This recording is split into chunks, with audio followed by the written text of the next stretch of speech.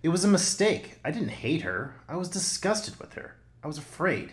At the moment, I felt small, like I lacked experience, like I'd never been on her level, like I'd never been enough for her or something like that. You know what I'm saying? But what I did not get, she didn't care. She wasn't looking for a guy anymore. She was looking for me. Well, that sounds really familiar, Okay. but I cannot put my finger on it. Like, It is from the View Askew universe. I was kind of thinking that it might be from that. Um,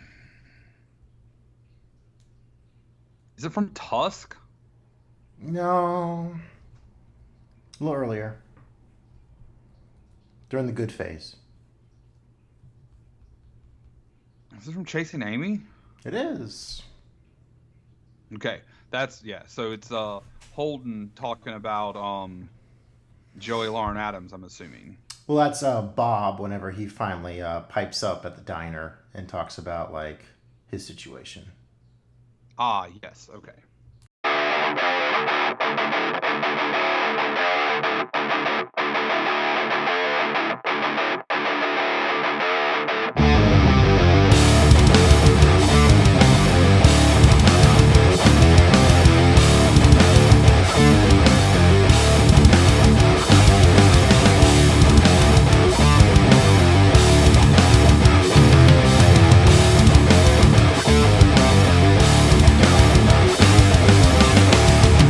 You and I have unfinished business. Oh? And what's so stinking about it? Non mi piace il feeling. Spirito santo. I think this just might be my masterpiece.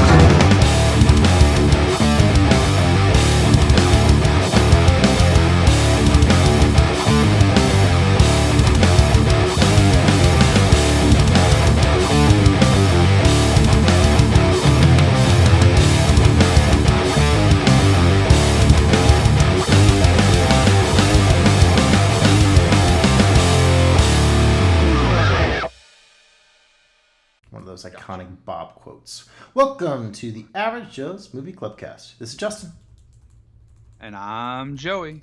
In this episode, we're going to tag along with some old bogey as he gets a gold fever in John Huston's Treasure of the Sierra Madre from 1948. Plus, since we're not even supposed to be here today, we're going to check out some existential conversations and debauchery as we see what two convenience store workers can get into in Kevin Smith indie darling Clerks from 1994. And always, just a heads up, we do discuss our full thoughts on these films. So if you've not seen a movie, just skip. Just a heads up, we do discuss our full thoughts on films.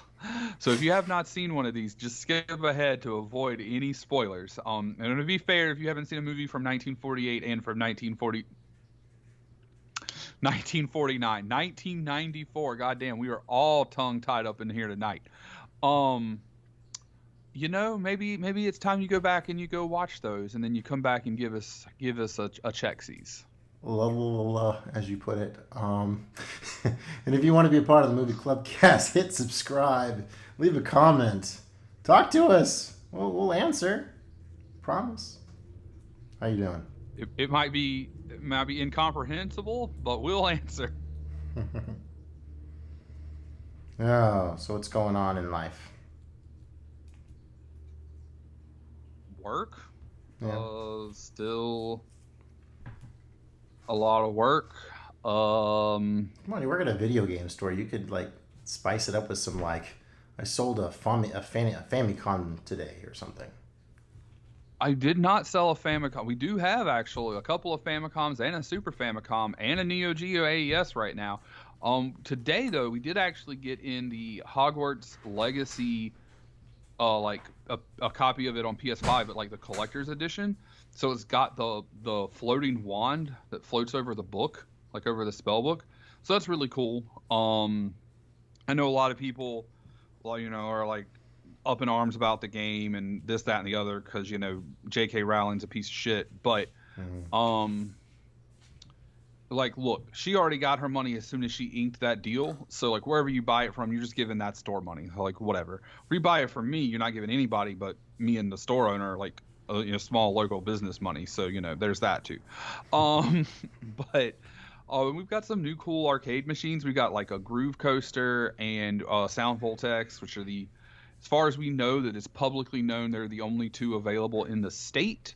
We've got a stand-up Cruisin' USA. We've got a stand-up Daytona. We've got a stand-up Outrun 2. We got some other cool stuff as far as free-to-play arcade machines.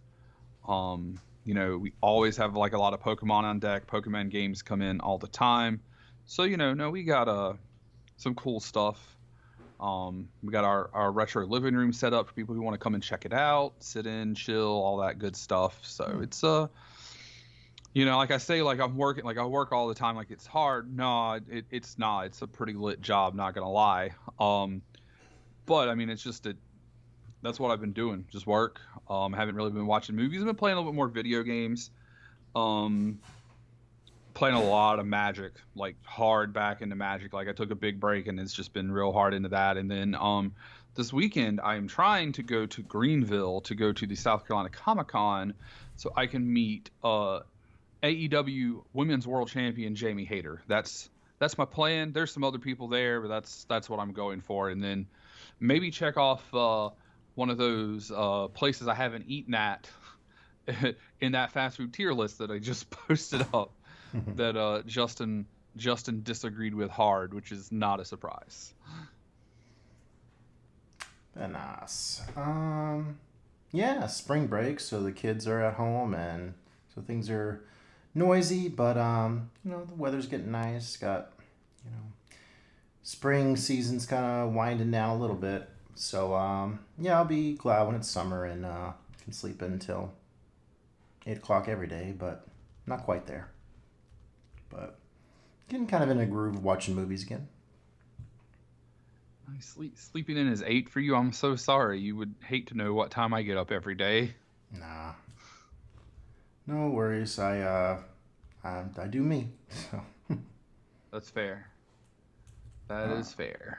All right, let's a movie podcast. So let's get into some movie talk with the good, the bad, and the ugly.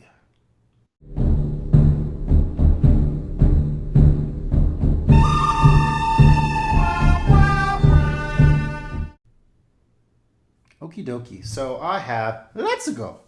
Dice. We don't need no stinking dice. And wow, this one best picture. What you got? Well, first off, I wonder what Let's Go is. I have no idea what that could be. Could be a movie from the early 90s. I know that it's not because I follow you on Letterboxd, guy, and Twitter. I have Out of Ammo, Eric Clapton, and Madder Than Hell. Nice. All right. You want me to start? Yeah, go for it. Okay. Oh, well, I guess I should tell you something. Where shall I do that? From your house, guy. Wow. This is #1 Best Picture. Oh, yeah, I guess I spelt that wrong. Not that we should really highlight for the folks out in podcast world that have made typos in the script that you don't even mess with, barely. But the motherfucker, right. It's pulled up and I look at it all the time. What the fuck? Look, they wouldn't have known what at all I was talking about. That was just between you and I. Oh, you're the one who said it. Okay. Anyways, so French Connection, watch that. Early 70s flick, Gene Hackman and, what's his name? Jaws guy, Schneider. Rob Schneider? No, not. Nah, Rob Schneider. I don't know. Dude from Jaws. Okay, got it. Shark Hunter. The Shark Hunter man. Shark Survivor. His name's Roy Schneider. Yeah. Roy Schneider. I mean, you were close. That's good. 2 of the 3 letters. William Friedkin film. This went over Clockwork Orange, so that makes me a little bitter. But I mean, it's a very fast-paced movie. The camera work's really, really intense, and it kind of really draws you in. There's some amazing car chases and chases in general. I mean, it's just kind of like this gritty 70s kind of neo-noir crime drug flick, and it's in and out. Gene Hackman, I mean, he's super racist, but I mean, he's kind of badass in the same way. Not on another branch of his character, but French Connection. Watched that again and flew by. I almost didn't know what to say other than the fact that I was so caught up in the pretty awesome stunt cinematography and stuff. So, you ever seen it? I have not, but everything you said makes it sound better than A Clockwork Orange. All right, then. Taking your jabs early. I mean, okay, it's not necessarily even supposed to be a jab at you so much as that I don't like that director for the most part. That movie, to me, that is a movie that goes by off of people say it's good because it's fucking weird. I'm not saying you do that. I'm saying a lot of people. The movie is fucking weird, and just because it's fucking weird doesn't mean that it's good. That's yeah. You've seen a lot of cinema since you visited Mr. Kubrick's classic there, so who knows? I mean, I have, to be fair. I have seen a lot of movies since then. Mm-hmm. And yeah, I still don't care to go back to it. Not saying that I wouldn't, but I just not my cup of tea. That's not one of the directors we overlap on. You and Carl do, but not you and I. All right, Madder Than Hell. Madder Than Hell. Well, since I'm accused of taking jabs, this one will be a jab. This one is obviously a masterpiece because it's in the Criterion Collection. And it's 12 Angry Men, which is an actual classic. So I saw that for the first time. It's been over a month ago now, but it was fucking fantastic. I mean, great courtroom crime drama, even though it's really not in the courtroom and not obviously not in the same way as something like A Few Good Men or why did I forget the name of that Maddie Mac? It's all the jury and they're debating in the back room about the evidence and so forth. Yeah, I watched that movie. No, it's good show. Yeah, it's really good, and then just great acting. Gregory Peck, right? Memory serves. Memory maybe. Or is it Henry Fonda? Internet, don't let me down. Stop being slow, Internet. Probably Fonda. Yeah, it is Henry Fonda, and so Fonda, not the GPEX Predator, and Ed Begley Sr., not to be confused with Ed Begley Jr.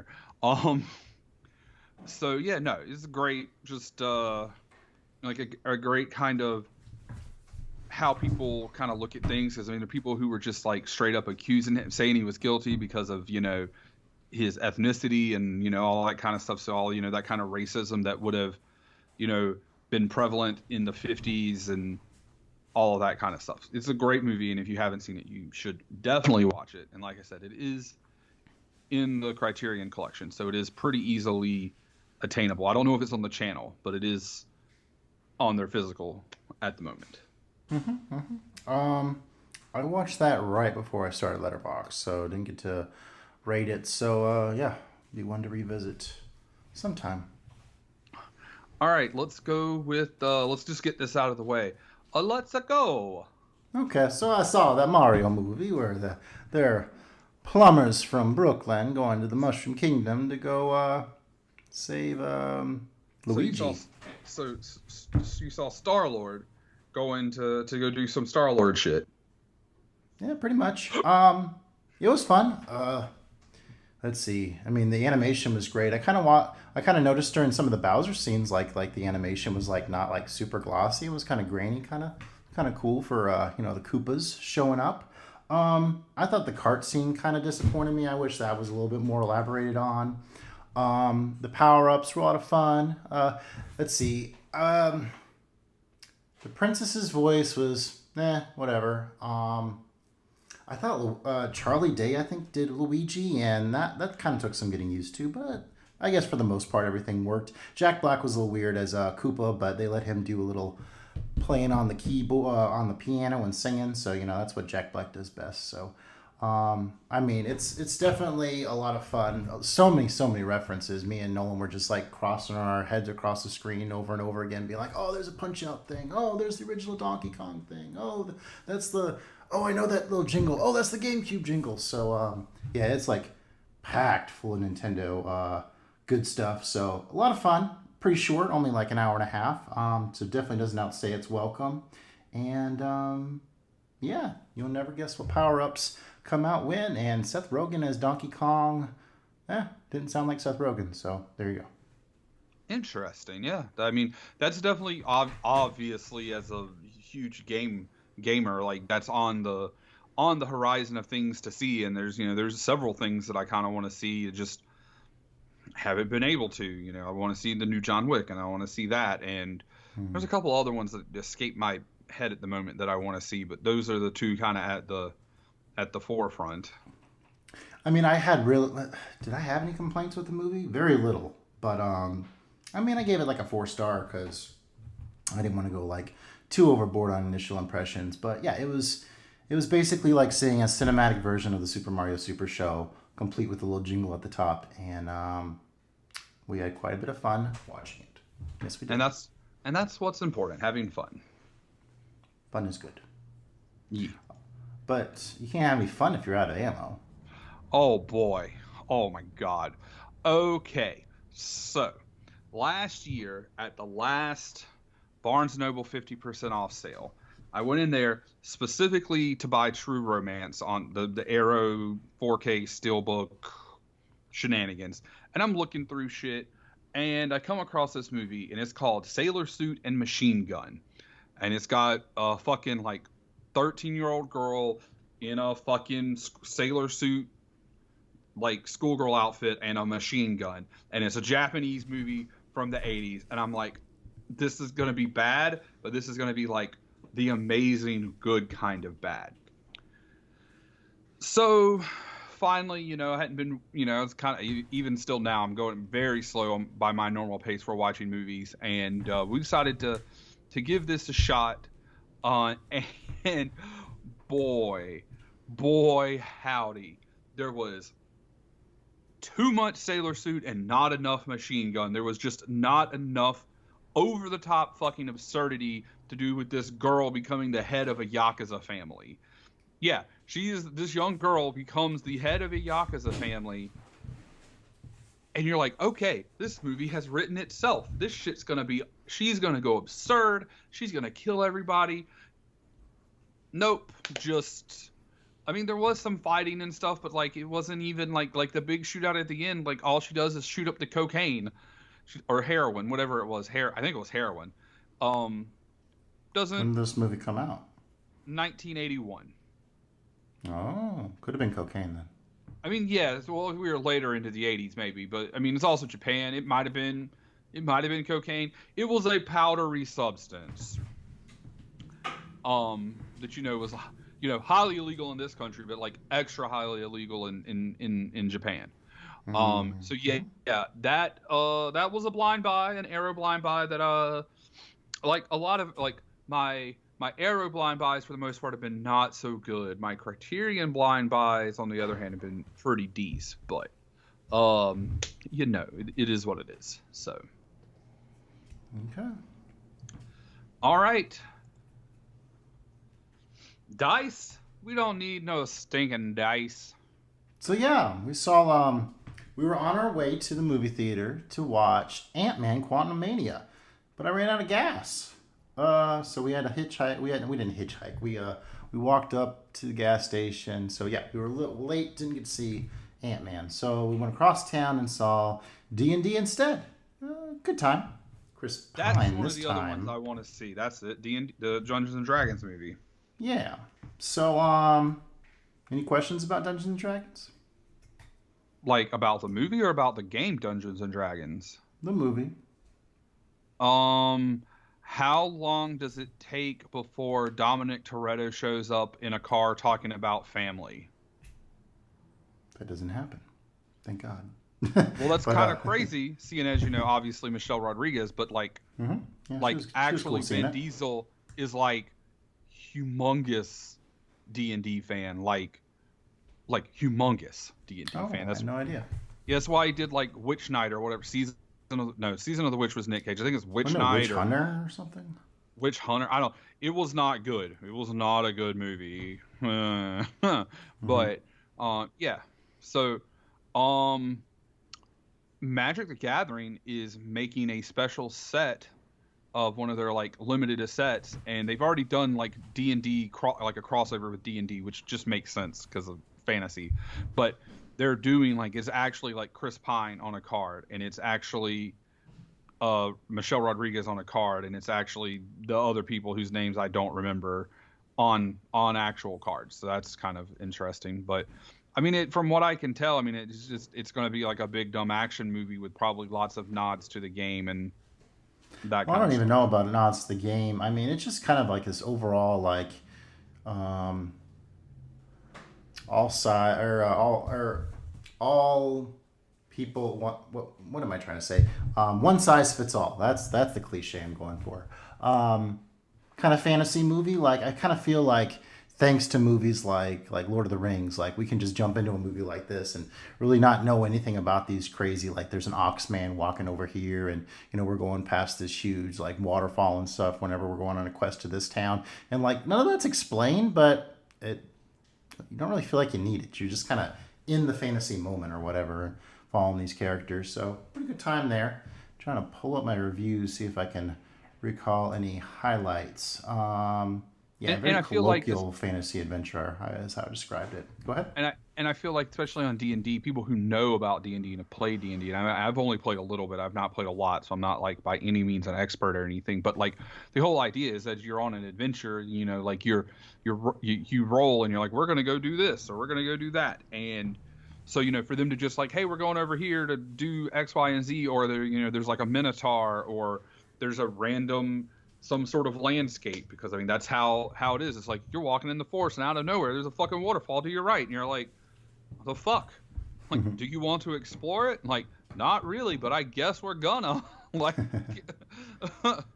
so yeah. Yeah, the movie had a lot like, so they had to get like this one objective, and then they get that, and then they go to another objective, but then they have to backtrack to the one objective, and a little back and forth with the plot. So that was kind of fun. I mean, it's just kind of a quirky, satisfactory blockbuster. There's a lot of like Marvel-ish notes in it. Like the post-credits scene like felt something like right out of a Marvel movie. So I can definitely see how they're crafting movies now to fit, I guess, what audience expectations with like the post-credits and stuff. And yeah, Bradley Cooper plays a mini man in this, who I guess was a hobbit, and he was macking on Michelle Rodriguez. What? They have halflings, and that's what they're called. They're not called hobbits per se. They're halflings. Or they could be tieflings. It could be a couple different races and that kind of stuff. So yeah.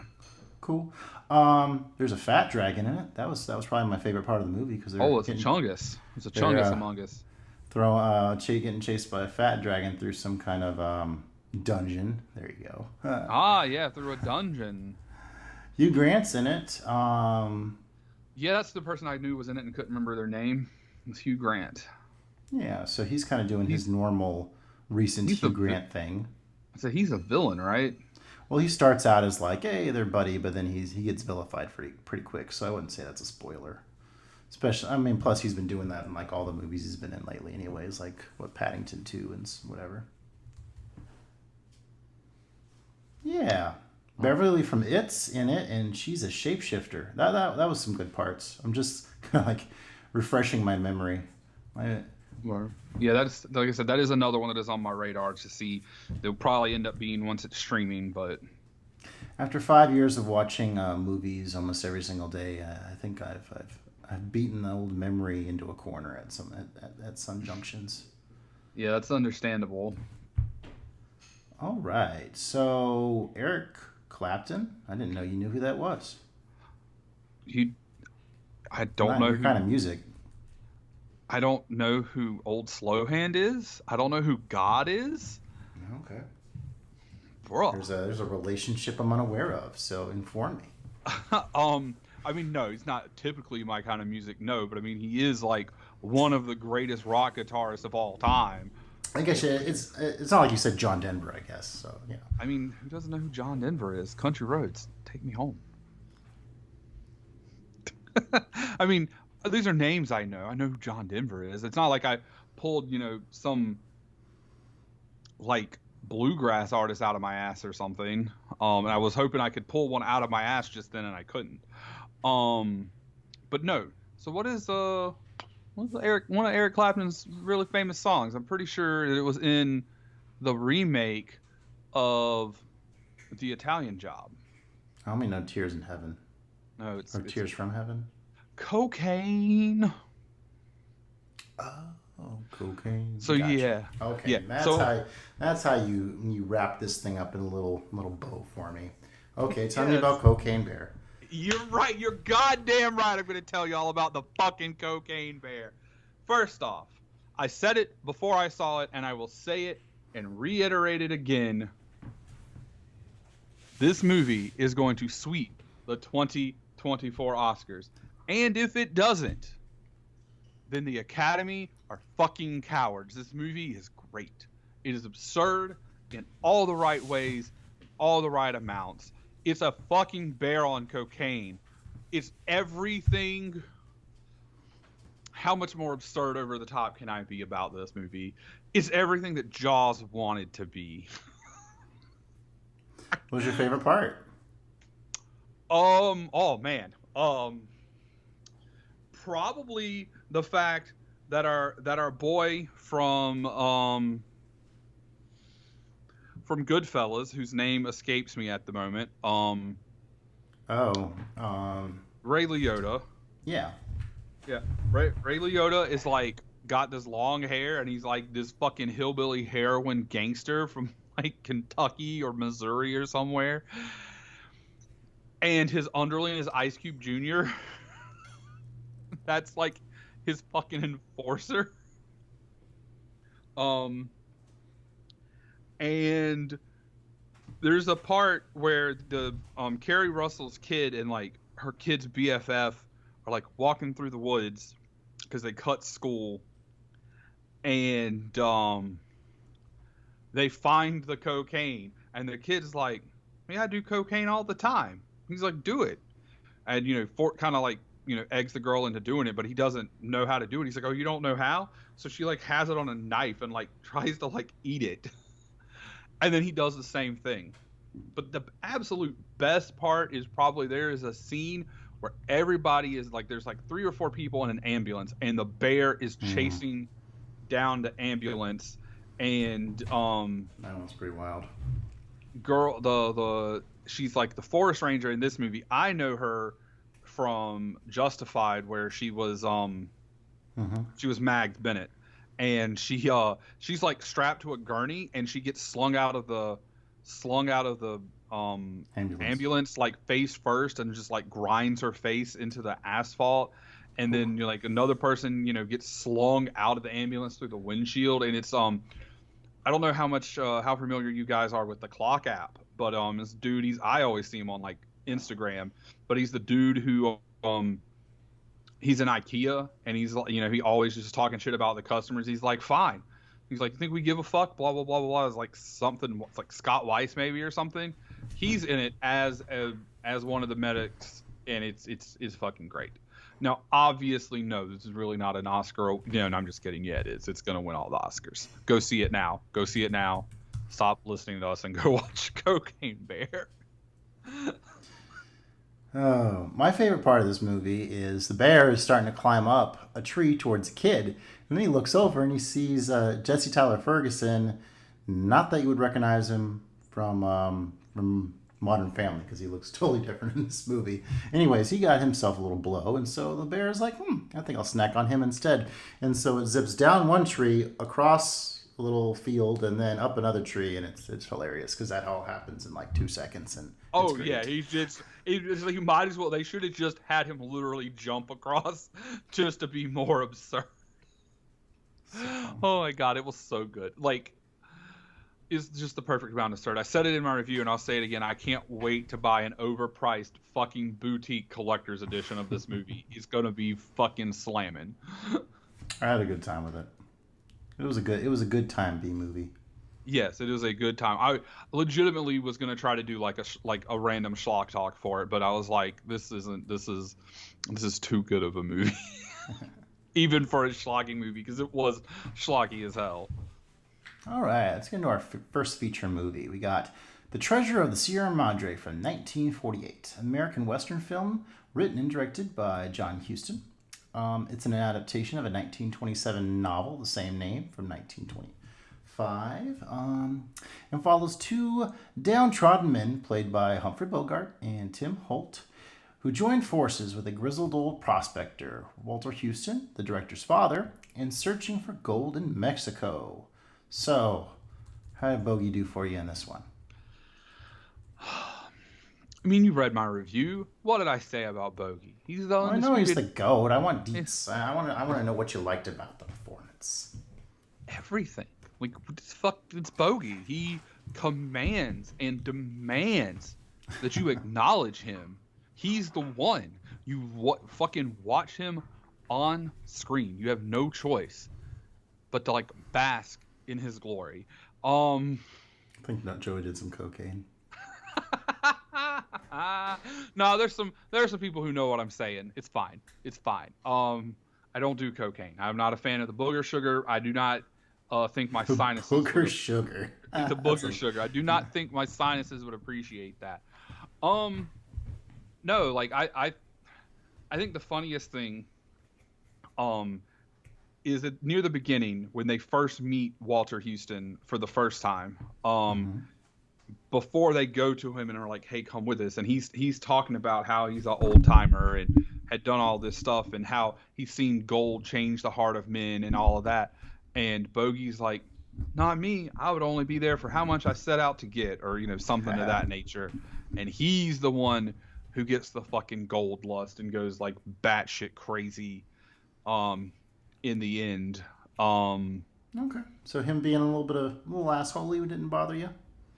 I mean, look, he's kind of always assholey. Like think about it. Like when you're a hardened dick, sometimes you do have to. Tell me all about this hardened dick. The private hardened dick. Like in Maltese Falcon and stuff. Private dicks, private investigators. My guy, get your brain out the gutter.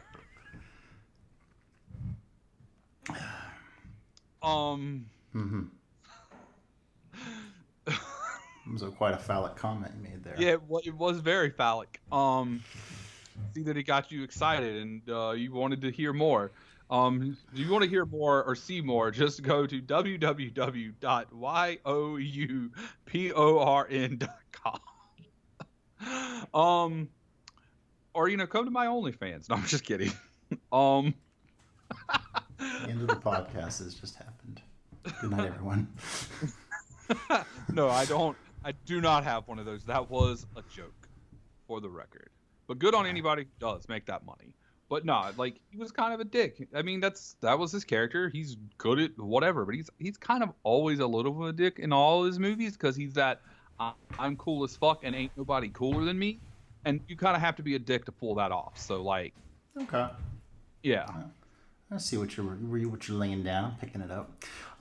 So I became familiar with this movie because me and Ben lived together for a semester junior year, and I was like, "Whoa, this crazy new Netflix service! We can look at all these DVDs we can get," and we spent hours and hours making these DVD lists. And yeah, this is one of the ones that came in. I think I fell asleep kind of drinking watching this, so this is actually fairly fresh wash for me. So yeah, enjoyed it quite a bit. Off the top, I definitely wanted to highlight that because John Huston, he did this movie, he did The Searchers, but there's just something about the Warner Brothers title screens. It's like very like epic sounding music, and you get this textured background, and you get the fonts like it looks like it's painted or whatever. So yeah, a very rustic feel to this as we set out on this treasure hunt.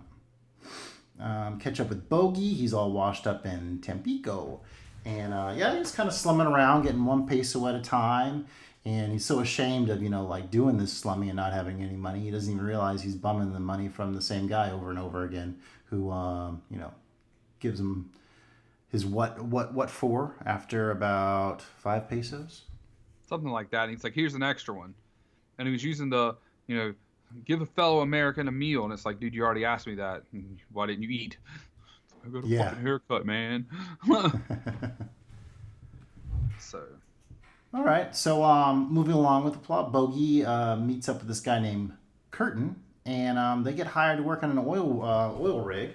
And then the guy's like, oh, we got to go travel to this other place in order to actually get the money for it. And then that guy kind of disappears. And so eventually they run into him again in a bar and they rough him up pretty good. So it's kind of foreshadowing some of the savagery I think we're going to get from the, at least Bogey moving forward. What's that? And at the beginning of that fight there, that dude was beating the brakes off of both of them. I mean, he sucker punched the first guy with a bottle, and then that dude kept trying to take his legs out, shoot him down and not shoot him with a gun, but a shoot takedown.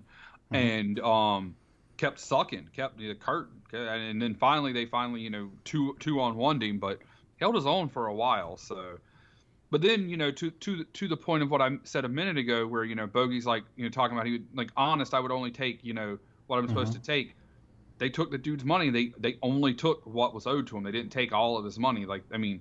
They beat the shit out of him, but they left the rest of his money. So. Yep.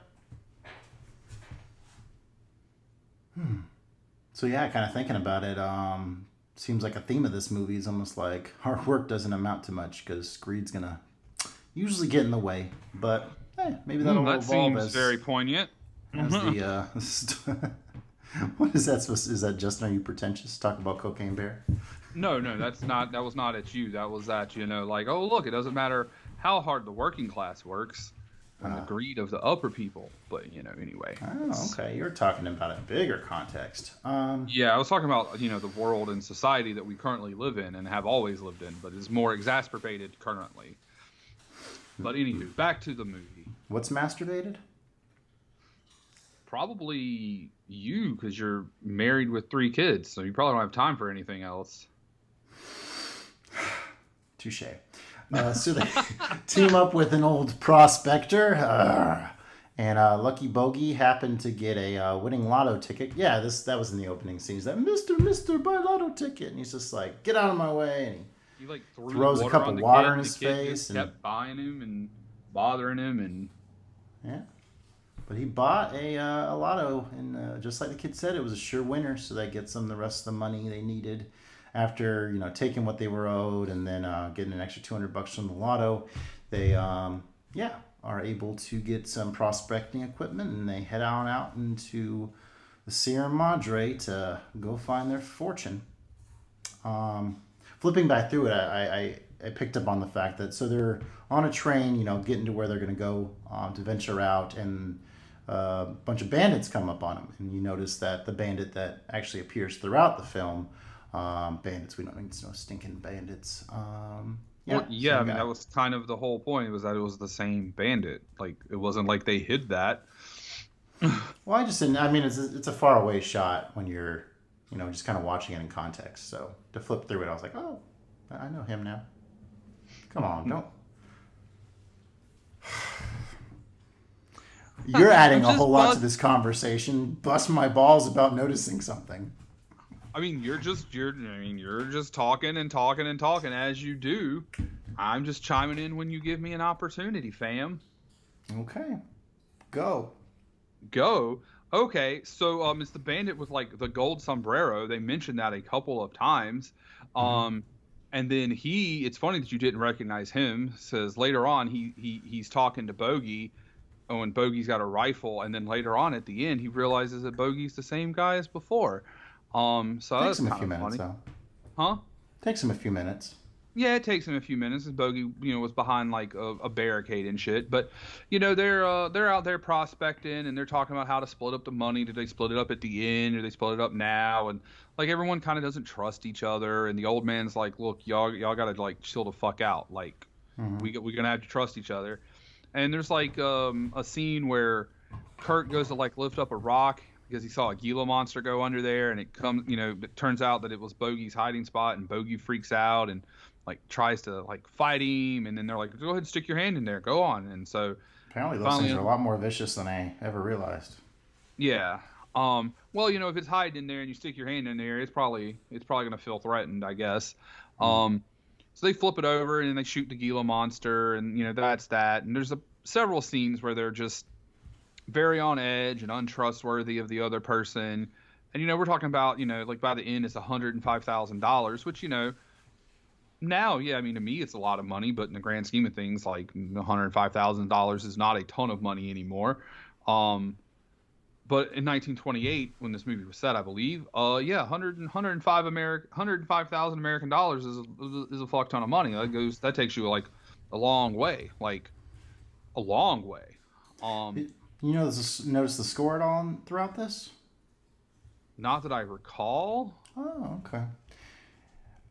I noticed it because it's very quirky or whatever, like whenever they're venturing out, but then like later on, whenever like the mood changes, like they play it at kind of a different tempo, and it works really. It's very adaptable score. So like like I said, whether it's quirky or more somber mood, they play the same music, and it's really neat to hear that adapt throughout. On their way up to the mine, they discover they have a little pyrite, fool's gold, that they're like, yeah, there's the gold right there in the rock. But we found out better. A bunch of water.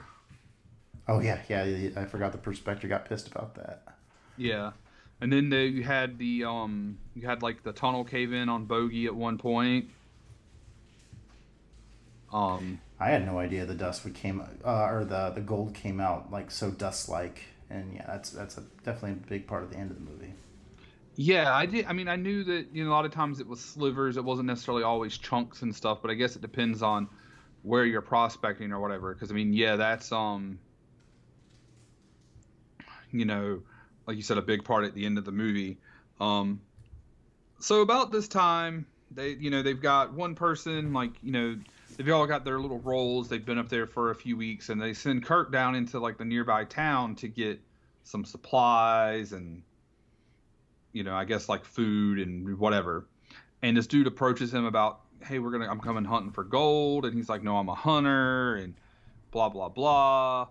And the dude follows him.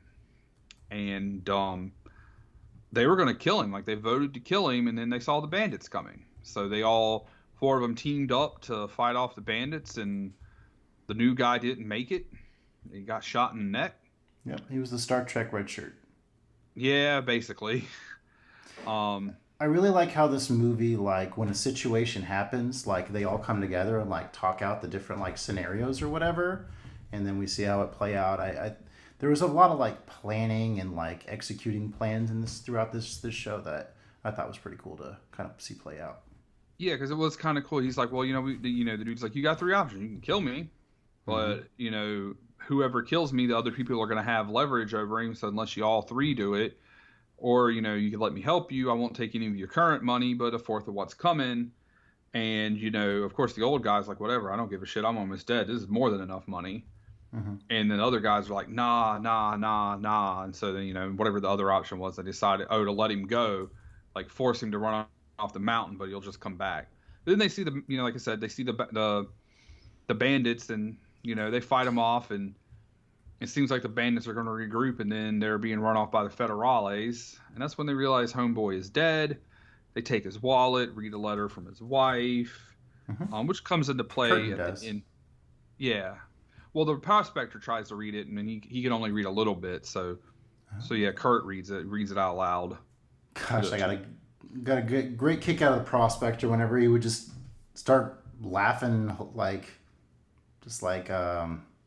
belly laughing at him and dancing around. And yeah, he's definitely cut out for the trail, and the other guys, they take some acclamation. But the prospector is pretty nice. It's like, you guys are coming along, but you'd be nowhere without him. And pretty true there.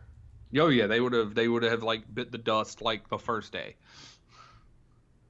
And it's a pretty telling scene whenever they're actually talking about what they would do with the money. And Curtin's all like, I've always had this fantasy of like going back and being a farmer and raising a crop and just having a good old time with a family or whatever. And Bogey's just like, man, I would just buy all this luxury stuff until I couldn't anymore or whatever. So definitely a different mindset with how they would approach their dough, which I guess definitely plays into how they act once they get it. Yeah, because they're gonna live the life of luxury, like the highest life of luxury, even if it's for a short period of time. Versus, all right, I'll work some, in my own garden or whatever, but I'll have enough money to get by, as long as I'm not being absurd. It's kind of like winning the lottery. Like people who go broke, what do? They get their, they win to 500 million. The taxes make it 300. They pay out at like 180 million, and then in like 2 years they're broke because they bought like 37 cars and 80 TVs and 15 houses or whatever it is the fuck they're buying, caviar every night, whatever. And it's like, bro, like you just like slow your roll some there. Did you know the stinking badges was a famous line? I did not. Okay, there you You go. ain't got no stinking badges. And it's the delivery so much different than what you'd imagine because he's like confused by it. It's like badges. We don't need no stinking badges because what the Bogey because they're claiming that they're cops or whatever and Yeah, the federales or whatever. Yeah, bandits. the Oy. wet bandits. Not out in the desert. Pretty cool landscape and it looks. Obviously, it looks different in black and white, but it almost it's just this whole different feel whenever you get like these landscape shots in black and white, Yeah. So I just had another thought about something. We're talking about how like, they get up there and all of a sudden they were basically anything happened and when they weren't like under pressure, like getting shot at, but just sitting around at night or whatever, it's everyone's suspicious of each other, especially well, mostly Bogey. Curtin and the prospector are pretty chill. Yeah, Bogey has definitely got something up his butt.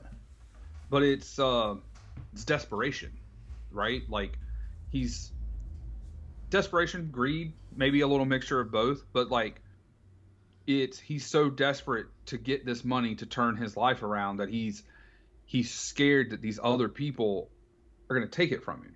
And then, they're not acting the same way. Oh, they must be out to get me or whatever. And it's just desperation. Like it makes you do dumb shit and take chances that you wouldn't take. And then when you're desperate and then all of a sudden now you're getting $35,000 or you're like, I don't want to lose $35,000. And then it's like, but I could have $105,000. And how much better would my life be with $105,000? And it's like, just, yeah, it's just a real interesting, like look into like the psyche of desperation mixed with greed. Because, our whole lives, we're especially, he's American, we're Americans, everything is money, everything's capitalistic. It's more money you have, the better your life is going to be. And not necessarily, like, yes, my life will be better if I have more money because I don't have to worry about bills or, I don't have to worry about struggling or, like, oh, if my car dies or my laptop dies or whatever, I can just go get another one. We're told, you need, millions and millions of dollars kind of level of money to be happy. But so it's that whole kind of still is a relevant thing even in today's world. I really enjoyed the process of getting to see like them explain how it all worked with like, it's up in the hills there and they end up, they set up a mine and this whole trough system where they run the water through to, it's not panning for gold. There's another term for it, exactly how they did it. So, very just like the processes that we get to see play out in this movie. And then even whenever they're done, he's just like, yeah, it's going to take a week to break all this stuff down. He's like, what? All right, we'll help you, old timer. So they start heading out of there. And then they get stopped because a village? There's a really ill kid. Yeah, he like fell in the river or something and he was still breathing, but he wouldn't come to. They couldn't get him to open his eyes and that kind of stuff. So the for whatever reason, the old man agrees to like go try to help him out. It's quite the scene with like the whole village like all circled around them, and he's like doing all this stuff where he's like rubbing his chest and lifting up his arms. Very very old school kind of medicine man kind of stuff, but makes the kid come to, and he basically becomes royalty for that village, so he's all set after that. He said he was the medicine man, and basically was like, you could do whatever he wanted pretty much. So that means they took his goods, because that was the term they used, the goods, and head back down. But then Bogey gets like super what's the word? I guess just greedy about it, because like he wants to take the prospector's goods and head up north, but Curtin's not down with that. And so I think one of my favorite parts of the movie is whenever like they kind of lay their cards out on the table there, where Bogey's just like, don't fall asleep because you'll be in trouble, and he lets out that evil cackle. Pretty good stuff.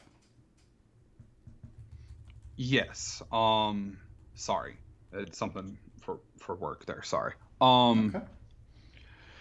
So yeah, you're talking about the evil laugh.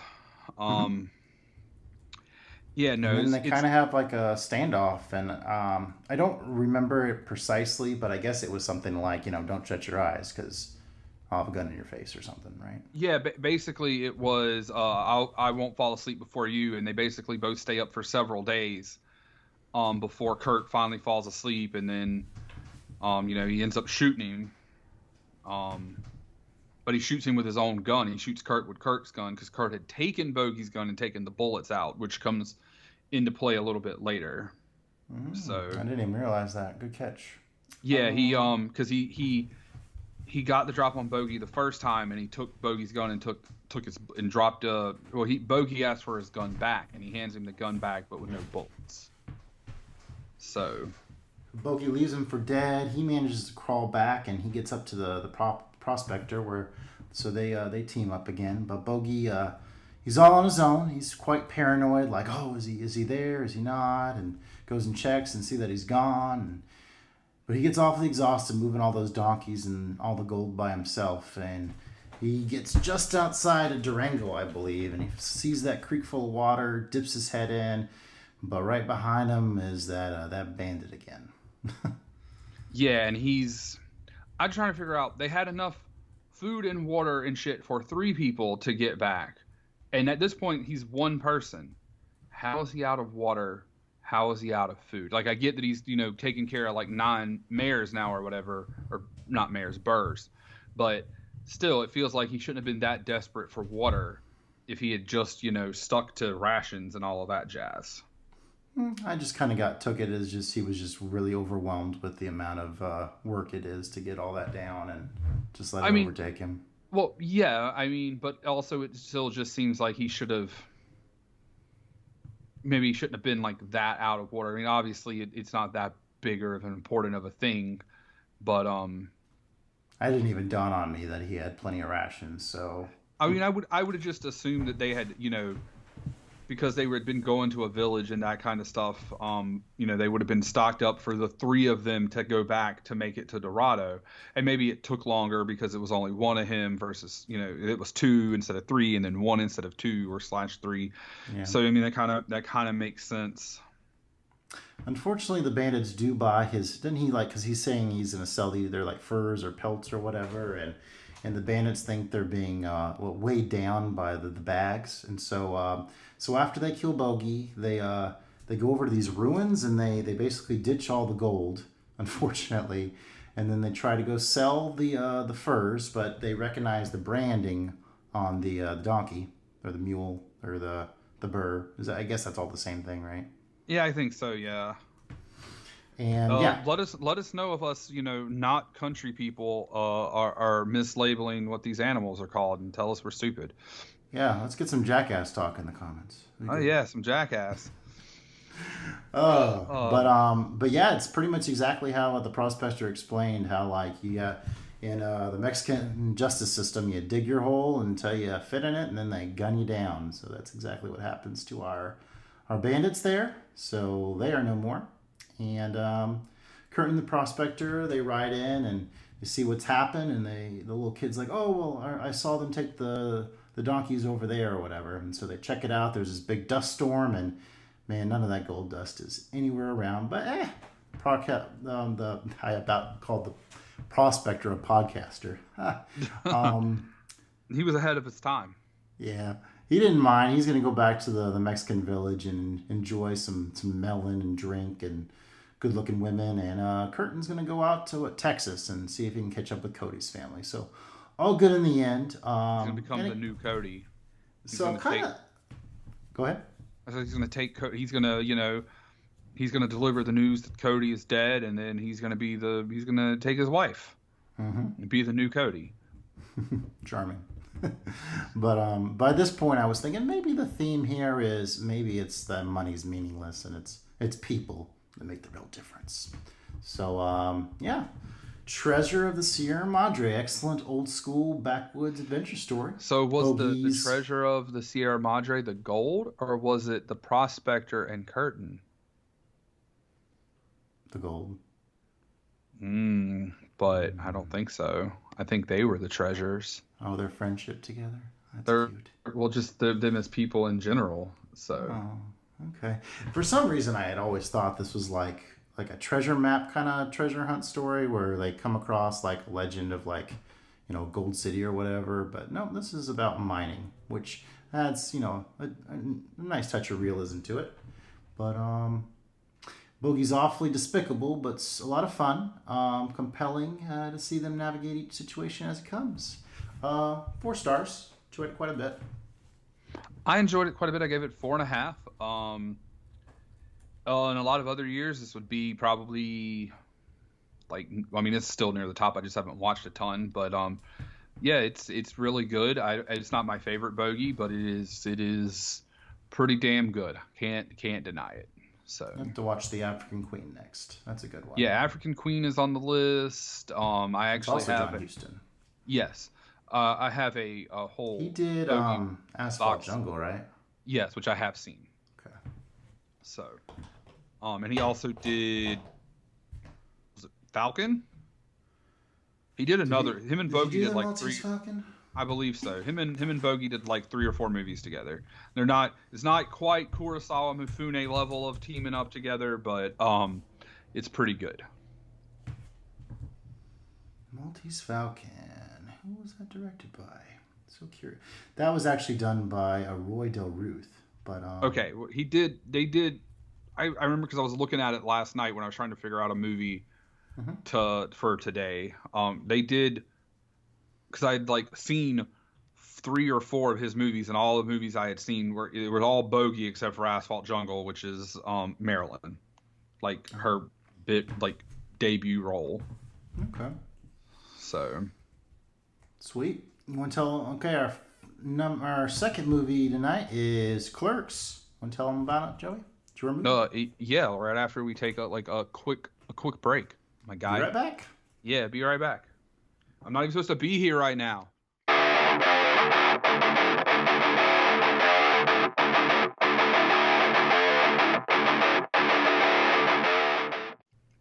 All right, welcome back. This is our second feature movie, Clerks. Joey picked it. He's going to tell you about it. It is a 1994 black and white comedy film written and directed and stars, kind of, Kevin Smith in his directorial debut. It presents a day in the lives of store clerks Dante Hicks and Randall Graves, as well as their acquaintances. It is the first of Smith's View Askew universe and introduces several recurring characters, including Jay and Silent Bob. And apparently in college, this is one of Justin's 3 movies, along with Snatch and The Royal Tenenbaums, that a friend named Will let him borrow and blew him away with their style. Okay. You can tell everyone all about that since... Well, I didn't see Snatch, or have I seen The Royal Tenenbaums? I think I have. Anderson. I watched a Wes Anderson film. I think it was The Royal Tenenbaums. I don't remember. You saw Rushmore. That's what I saw, Rushmore. Yep. So Snatch yeah, is great. And This movie is great. All those Royal movies are Tenenbaums. great.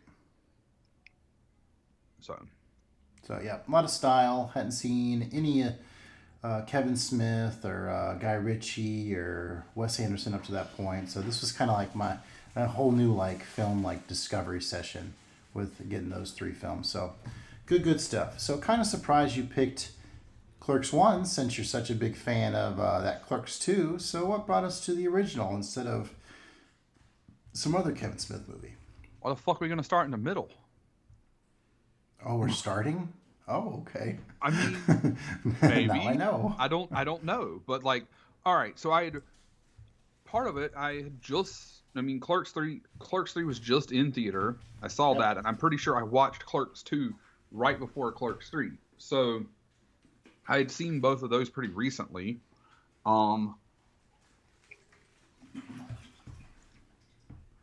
I figured this would be a good one to talk about.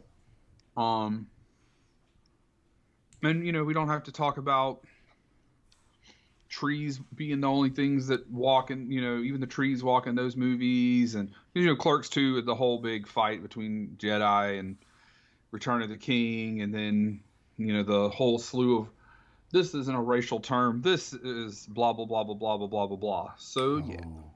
Okay. Yeah. All right, picking up what you're laying down. This was my first time watching the extended cut, which had a much different feel to it. I don't know how many extra scenes there were, but there did feel like a couple extra scenes in there. The animated scenes in the funeral parlor, right? Yeah. Yeah. Okay. So I knew when you talked about it, I said I only remember the ending. Nah, I saw that animated part, and it was like, oh yeah, no, that shows you what the fuck happens in the parlor, not just tells you. Yep. All right, so right off the top, you get this View Askewniverse Productions title screen, and it gets awfully R-rated up front with a some kind of sad clown in a thong next to some fat kid. So, yep, that's jolly. I mean, what's View Askew without some questionable content for the children? Depravity. Yep. This was an interesting film to write notes about because so much of the good stuff is all like baked into the dialogue, and obviously when you're just flicking through a movie, you're not visiting those moments as closely. So yeah, I kind of listened through chunks of this movie again just to kind of piece it all what I wanted to say about it. So pretty odd that Dante wakes up half in his closet there at the beginning. Did you catch that? I did, and I've always taken that as he was out and he had got tore up from the floor up the night before, and that is where he landed, in his closet. And then the boss swears so he asks Dante to come in. He doesn't want to. He has a hockey game at noon, but the boss swears he'll be there by noon. But we find out later on he took off to Vermont instead. So yeah, quite the shitty boss, I guess. Hockey game was at 2, but he told him he would relieve him by noon. Oh, okay. Yeah. Gotcha. Nice catch. Did you happen to read the wiki for this? Because there was actually a few little nuggets in there. I was kind of interesting that I didn't catch before. So I did not read. Regale me with these nuggets. I love nuggets. Okay, we'll get to the nuggets. The opening scene where he's like opening the store and grabbing the newspapers and making the coffee definitely felt like my old opening routine at Books A Million coffee shop. I was only there for a few months, but that was long enough to know that I did not want to be dealing with food as a career. Yes. Because the Books A Million food was quite shitty. Well, yes, especially not a surprise. But yeah, no, doing any sort of like retail or service industry, like your opening routine is it's you do this like almost like clockwork. Like I have a routine at the job I'm at now, which is mainly just cutting on arcade machines and TVs and stuff, but still it's you don't have to go steal newspapers from somewhere else. Well, he probably bought one and got the whole stack kind of deal. Gotcha. Yeah. So the part I didn't pick up before, so 2 of the steel doors are stuck down, which there's a reference to that in, I think, Clerks 3. And so because those two doors are down, he puts up the sign that says, "We assure you, we're open." So that you have that, and then he actually wrote that in shoe polish. So that's why they keep saying he smells like shoe polish throughout the whole thing. Which I was like, oh, I had no idea. Yeah, because it shows when he goes and picks it up off the shelf. The sign in the back or whatever says shoe polish, or maybe they show it on the thing. And I always kind of wondered. I was like, it feels like that store would have, being that kind of convenience store, kind of like that kind of convenience store at the time. It felt like, there would have been like a small section of paint or something that he could have used instead of shoe polish, but I guess not. Well, you could always you could refashion a shoe polish thing and like put it back on the shelf and I guess it's resealable. I don't know, just a thought. Okay, so the first little shenanigans we get into is, he's selling packs of smokes to people because, that's what most people go into convenience stores, at least definitely in the 90s would. And, this guy starts telling people about, you're going to get a tracheotomy and you're going to end up with black lung and stuff. But turns out he's just another capitalistic nicotine gum rep. He keeps telling everybody, like, here, get Chuli's gum instead. And come to find out, he's a Chuli's gum rep. But he gets, he turns the whole crowd against Dante. He's like, now I am a customer, and he buys Chuli's gums, and he's like, next is going to come about how he's only doing his job and following orders. And let me tell you about another group of hate mongers who only followed orders, the Nazis. And it's like, bro. And then Veronica shows up and cools them all down with the fire extinguisher. Oh, it's funny. She's like, credentials, slowly, like it was a gun. It's when you find out he's the gum rep, and Yep, she saw through the bullshit. I think I mentioned it whenever I was talking about Clerks 3, but somewhere I heard the whole reason this movie, the main reason this movie was even shot in black and white was the fact that it's just that hard to make a convenience store look that good, and it looks. Oh, actually, I think I was talking to the creeps about that, but that was definitely one of the reasons he went with black and white, was cheaper and it makes it look a lot better. Yeah, because he maxed out all of his credit cards to make this movie. So actually, that was Lahin now that I'm thinking about it. So I don't. Maybe I think I did. Probably applies to both. Because Clerks the Clerks 3 was a limited run in the movie theater, unless you were watching it at one of the shows where you would talk to them afterwards, and so they had this outro or whatever after the movie. And that was one of the things they did talk about, was I think that they shot it, part of it, it was affordable, but that it worked because it made the convenience store look better. And that was a thing they had to deal with in the new movie, was that, it was not in black and white, and it was convenience store kind of ugly, bro. Because he does want to make it feel like an art film, which it does. I think the black and white does enhance that element. And even the outside shots, where it's overexposed and grainy as hell, but I don't know, something about that makes it feel more, I don't know, nice charm to it. So what thing do we get into next? Oh, this is when Dante's talking to his girlfriend, and suddenly they start talking about their former partners, and then so she gets upset because he's had a dozen partners or so, and she's had 3 or 4. But then later on, we discover that, she's more likely to go down on a guy than sleep with him, because sleeping with him means she loves him, and going down, and whatever. So, she's only slept with people she loved. Yeah. And that comes out of the fact that she knew the one guy was into snowballing, and he's flabbergasted that she, snowballed him. Yeah, she's like, oh, well, you said your friend snowballed him. She's like, no, I did. And he's like, that's not one of the people you said you slept with. And she's like, I didn't sleep with him. He's like, why couldn't you sleep with him like any normal person? Why'd you have to suck their dick? And it's like, I'm pretty sure she's sleeping with him. She's doing the other thing. My guy, logic there. Something like 36. I'm 37. My favorite part of that, though, is the when she goes to leave, and he's like, try not to suck any dick in the parking lot. And there's a dude standing out and starts to follow her. And he's like, hey, you get back here. definitely crack plenty of jokes at her expense, which are pretty funny. But you know, Also, we don't slut shame. There's no slut shaming, but Yeah. I like that word.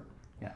yeah. And, oh, so Randall enters the picture, big D-bag Randall when it comes to the customers, and making that lady wait outside the video store, and even like debating with her, like, "Oh no, you're not gonna get that video. I'm gonna get that video." And then he opens the store to reveal that he's the clerk.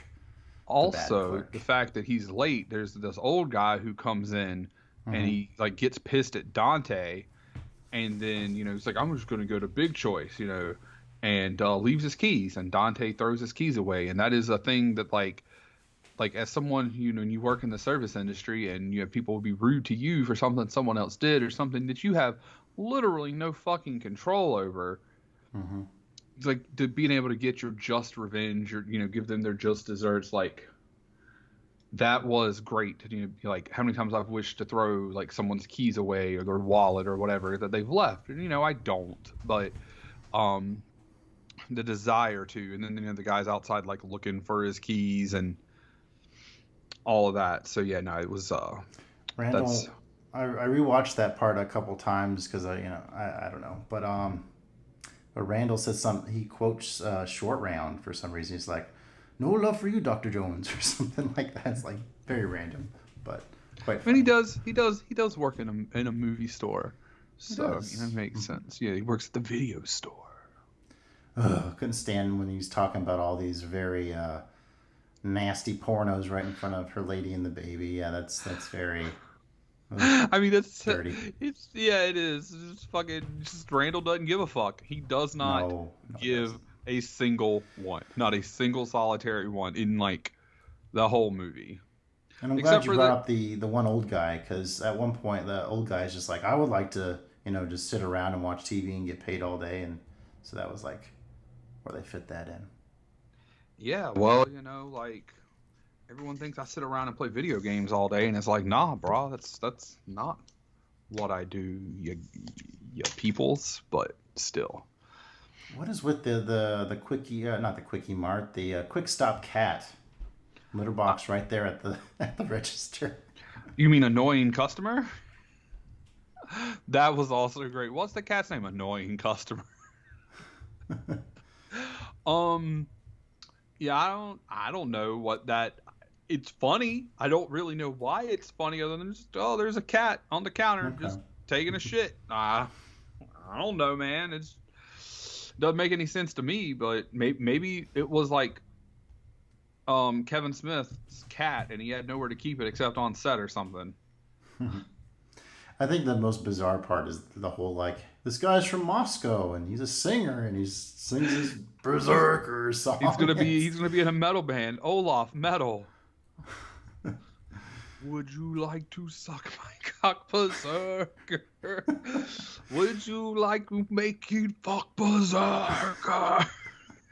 Did he just say making fuck? Oh, my love for you is like a truck, Berserker. What? Makes no sense. Fucking great. I would buy that metal album. Like, give me that metal album. Let's go. Olaf and the Berserkers. Go back to Dante, and he's reading this announcement, this engagement announcements from Caitlin, right? Yeah, Caitlin Bree. He's all calling the newspapers like, is that some misprint? Is this the same person? And then Randall brings up the Empire versus Jedi debate, which I'm sure you'll weigh in on. Oh yes, we're at it's not so much the Empire. Well, he does say that Jedi is better than Empire, which is factually fucking-correct, like by a mile. But he talking about how in Empire they blow up the Death Star, and it's fully completed already, or in maybe not in Jedi or in Empire, but New Hope, in the first one, in 4/1/4, that they blow up the Death Star, but it was fully operational. So anybody that was on it was people of the government or whatever of the Empire. The Empire. But when they blew up the second one, it was still under construction, and so the Imperial Army wouldn't have had enough manpower to build that and build that quickly in secret. So they had to bring in independent contractors, and all those independent contractors were just innocent casualties in a war that, you know, like that they had nothing to do with, kind of thing. They were just collateral damage.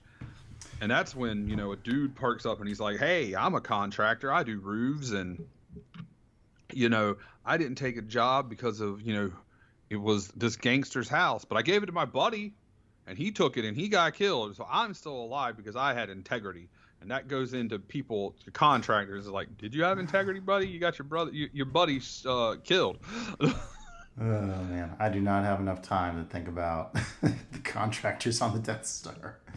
I mean, I guess when you're sitting in a video store and just watching shit all day, I guess you have enough time. Plus, I mean, we know how much he loves Star Wars, especially now having seen 2, where, you know, he gets into a whole debate about Star Wars versus Lord of the Rings. And, you know, this is in the early 90s. He'd been watching it since the 70s, you know, over and over and over, probably, you know. So, I mean, because, you know, back then that was like high-end cinema. It was the creme de la creme. Love Dante's little quote there. That's all life is a series of downer endings, you know, reflecting on Empire's down ending. Foreshadowing for the extended cut ending, not the normal ending. Okay. Got a kick out of the guests looking for the perfect dozen eggs, but the lady comes in and says he's a guidance counselor, and that's a useless job. So yeah, and that's why she says she happens all the time. She does manual masturbation of animals for artificial insemination, and it's like that you what? Like, I know what all of those words are, and I know what they all mean together, but that's a fucking wild thing to just randomly say. I love the fact that on this note, instead of putting Randall, I put Dandel. See, now who's talking about their typos and misspellings in the script? I don't know. I think it's a Freudian slip. But yeah, that's the note about him selling it to the 4-year-old, just like him paying half attention to what's going on. He wasn't even paying. He was like reading a comic. He was paying literal 0 attention. Mm-hmm. And Dante's like walking around, I guess, in his own world about Caitlin being engaged and like playing with the Garby gun and all of that shit. So. Oh, this is okay. Now we get to the customer where he's like, "I'm offended," and then Randall shows a vagina in his face on from a magazine. Opens a porno mag and it's like, you could see her kidneys. I'm trying to figure out how, you know, that just straight up shot of a vagina, even though it was on a magazine. It wasn't like it was in the background. It was pretty fucking in the shot. Like, how that didn't get them higher than an R. Good point. The milkmaids, the ladies shopping for milk, going to the very, very back, finding that very latest date. I've done a little bit of that, but not to the extreme, obviously. I mean, yeah, obviously you want to look at the date and make sure like the one in the front isn't like going to expire in a day or two. Mm-hmm. But you don't have to like go all the way to the back, you know, to get the longest date, because most of the time is pretty similar to what's at the front anyway. Yeah. So. Stupid questions montage, good stuff. I suppose you can probably relate a little better. God damn. I don't know. I get a fair share of my own stupid questions, I guess. Just. But I mean, no, it's really true. It's like, you know, they show how much is this? And it's like everything on the shelf is 99 cents. I literally have people bring me games with a price sticker on it. How much is this? Or, you know, literally, or like we're standing in, you know, at GameStop, and, you know, so all of our stuff is separated in sections, but, you know, we don't have like banners and that kind of shit. You know, GameStop has all this marketing. And so, you know, you're working in GameStop and it's like, this whole section is red for Nintendo, and it says Nintendo. And this whole section is green and says Xbox. And this whole section is blue and says Sony or PlayStation. And they'll be in the section and be like, hey, where are your Nintendo games? Like your Switch games. Like, bruh, you're in front of them. And they're like, huh? And then start walking towards me. And I'm like, you're in front of them. They're like, you're in front of me. And I'm like, yes, I'm in front of you. You're in front of the games. And it's like, oh my God, you stupid Stupid motherfuckers.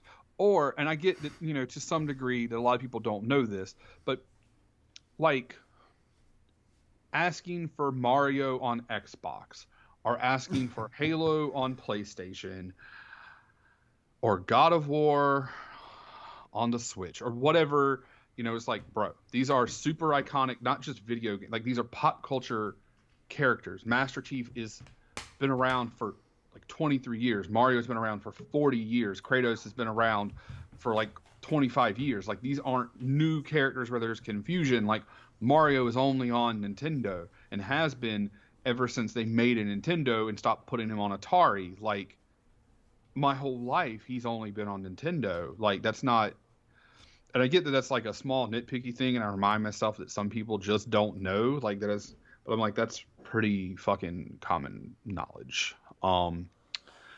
So yeah, but the stupid questions thing, if you work in retail, you understand, any, or food service or whatever. I could only imagine, hey man, let me get this gas for like 30 cents cheaper or some shit. And it's like, bro, y'all, and like, I get asked all the time, hey, do you guys haggle? Like, can I get a deal on this? And I'm like, motherfucker, our prices are already like $20 to $30 or more cheaper than shit online. So no, you cannot get a fucking deal. Like, fuck right off. Obviously, we don't say that. Those are just thoughts in our head from the perspective of a retail person. It's like the prices are the prices because we have to make money to support our business. We're not, supporting a CEO and his 18th yacht. We're just trying to pay rent and my salary, guy. Like, come on. That reminds me, I just discovered this YouTube channel. It's basically like a German culture YouTube channel. And some of her videos, like, she'll talk about, like, different, like, scenes, and she'll, like, talk about, like, how authentic the German language is. And she went to talk about Fury with Brad Pitt. She accidentally said furry, which that was kind of funny. And then in this other video, she went to talk about Tomorrow Never Dies, and she said it was from 1979 instead of 1997. So, yeah. Oh, what we did at the beginning of this podcast. Pretty much. Oh man, Furry with Brad Pitt instead of Fury. That might be a more interesting movie. Like, may not be a better movie, but it might be more interesting. Brad Pitt dressed up as a furry, or as like a murderer trying to like kill the furries. Guten Tag. All right. So this is the hockey scene. So they all have their jerseys on. The one guy has a Devils jersey, Dante's Penguins, and Randall's the Soviet Union. Yeah, straight up Soviet Union. I mean, at this point, the Soviet Union is no more, but he's got an actual just straight up Soviet Union. I'm sure there's a story to that, and I feel like I know it, but I just don't remember it. Like that it was all they could get their hands on or something. Like no one, like people had Devils hats, but no one had a Devils jersey. Or like Rangers or Islanders, because they're in Jersey. Well, the guy with the long hair that like debates Dante about getting Gatorade, was that in the movie? Yeah, that was in the movie. Okay. Was he wearing a Devil's jersey? I thought he was wearing a Devil's hat. No, his Devil's jersey. And okay. Dante So the one Penguins. guy did it. Yeah. Okay. You literally just said that, and I for some reason thought you said something else. Like Jesus Christ. Oh, no worries. But yeah, they just have the one ball. So as soon as that goes in the drink, they're pretty pissed that the game's done. and again, Dante shows that he's easily pushed over. I can shoot better than you. Blah blah blah. Hey, put this fuck on, and then the dude just bull rushes him on the face off, and then shoots it off the roof and conveniently down the storm drain. It's like, you only brought one ball for real, like. Mm-hmm. So that brings us to the stereotypical Jewish dude, who old timer. He's staring at Dante changing fluorescent light bulbs, and then eventually, and he's like, "Oh, little Sonny, can I use your bathroom? No. Can I please use your bathroom? Okay. Can I have some good toilet paper? No. I'm a little incontinent. Oh, you got the good enough stuff's gonna knock the shit out of my hemorrhoids. Too fucking bad, my guy. Like, because that's the thing. We don't have a public restroom in my store, right? Like, we are not required to. We're not a restaurant. We don't serve food, any of that. So our restroom is just for us. It is completely blocked off unless you're an employee anyway. But people are like, come on, man, let me use your bathroom. And we're like, no, Like there's literally a restroom, like public restroom, 2 doors down. Like just go there. But people all come on, just let me use it, or I can't believe you won't let my kid use your bathroom. And it's like, it's not that I don't want to let your kid use the bathroom.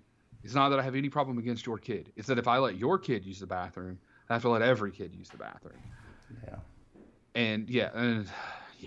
So no, I have like I get it. The dude was incontinent, but it's like I have no sympathy if you understand you beg an employee and basically bully an employee and take advantage of his niceness, and then you're not even back there to pee. You're back there to beat off because he doesn't want the first porno mag. He wants the other one because they had the big titties. It's not even like a National Enquirer or a comic book. He wants a fucking porno mag. Yeah. Which leads to one of the most absurd things fucking ever. Yeah, but this is the part where they find out about, I forget what her name is, but they go to this wake, and on the way to one of Dante's illustrious 12 have passed away. Mm-hmm. And so this is where we get the sucking your own dick talk, where Randall fakes Dante out into getting him to say that he tried. Then Randall gets out and said, "I never did that." Which such a dickhead thing. Yes, and he tells the story of like his uncle or his cousin or someone far away that he knew or related to or whatever who broke their own neck while trying to suck their dick, and then there's a nod to that a little bit later. All right, so this is where that lost scene takes place. So essentially, like, we find out that Dante was dating this girl with a big ass, and she died while swimming. With her, and the cartoon shows her ass floating up out of the water, kind of funny. But like, so the gist of this is, like, the last time Dante saw her, like, he was going down on her, and the parents saw whatever. So pretty awkward. He doesn't want to see them at all. So they get up to the casket, and of course Randall's, being retarded or being silly and looking through like Jesus death cards and just going on and on about this and that. But so they get up to the coffin. They notice she's in like a tube topper, or her belly's exposed or whatever, which is pretty bizarre for a viewing. And then Randall tosses somebody's keys, and they end up in her pants. And so they begin like reaching down in her pants, and then the dad comes up, and it's a whole hootenanny, and then they knock the casket over. So that is the animated scene. I guess they added in quite a while after, like on one of the anniversaries, they added it back in after the because that was Clerks animated show. Yeah, that was when I had the Clerks X version of Clerks, so for its 10th anniversary, which I'm very sad that I no longer have. I sold it to a GameStop in Mount Pleasant. I'm very sad I don't have that, but yeah, that's where. It was after the animated show, which I've still somehow never seen. Yeah, me neither. What is up with the complex words on all these title cards? I mean, are they supposed to be just like... I mean, some of them are like Randall, and like you get that, but then some of them are like just these kind of bizarre words, and it's kind of hard to... Have you ever put any thought into that? I mean, it's supposed to maybe just make it look... Maybe we're supposed to add syntax to it. There you go. The juxtaposition. Sure. I guess you're supposed to That's like. A word. I mean, I guess you're supposed to like. See the word and then see what happens in the next scene, and that's supposed to be. Either it could be like it's the definition, or it could be the complete and fucking other opposite. Like I just don't remember paying enough attention to them. Also, I mean, it does make it seem like it's an art movie. Like. Make it seem artsy fartsy, maybe even a little pretentious, a little bit of Justin's cup of tea. Oh my! Job title conversation. Title does not dictate behavior. What say you? I mean, both of them have a point. Like your job title is kind of supposed to dictate your behavior. As say you're a manager, you're not supposed to really act the same way as your employees, kind of thing, yada yada. But also like, kind of have to still be yourself, and title doesn't. We're not machines. Yeah, it's not. It doesn't have to dictate literal everything. Like, obviously, you don't spit water on people. That's pretty fucking rude.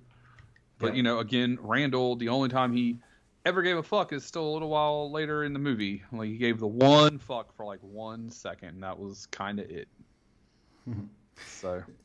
I think the personal trainer thing is kind of my least favorite, where he's like, man, you need to go work out. Man, you're fat. And gosh, I can see your love handles, and going on and on and on about that. And, oh, you mean Rick Darris, the guy that was fucking Caitlin Bree while she was dating Dante. It was just, I think it was more there to show, one, how, especially in the 90s, it seemed like girls were into the super douchebaggy guys more than... I guess... so by him being a tool. He was a tool, but it also showed... It was to give you, I guess, some levity to... he talked about how much she cheated on him and all of this, and now here it is like, this is a guy... He cheated on her. She was cheating on Dante with this guy, and the other girl was like, oh, yeah, everybody in school knew, but like you. So it was like... almost... It also shows that he is kind of like a pushover. He's a schmuck. He won't go out of his way to make himself comfortable to shit, which I think is something he says a little bit later in the movie. Like, he, loved this girl, but she treated him like shit, and he just stayed.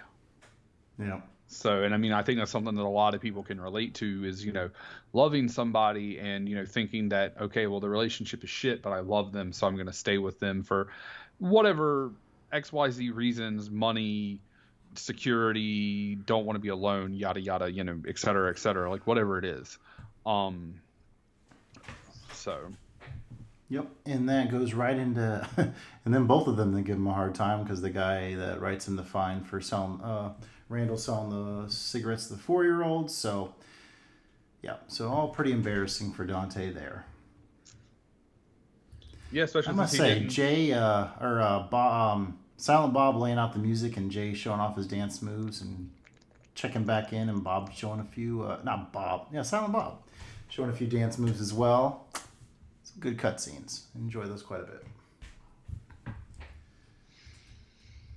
So Caitlin comes back to the store, she comes to the store. We meet her for the first time. She goes on and on, explains to Dante that the marriage announcement was not what she was wanting. I guess her mother forced her into it, to the Asian design major, right? That was a big... Yeah, he asked her, and she said, I would think about it. And he was like, well, still wear the ring. And then her mom put it in the paper kind of thing. And she said she was going to get ostracized from school and from home because she wanted to be with Dante. And she...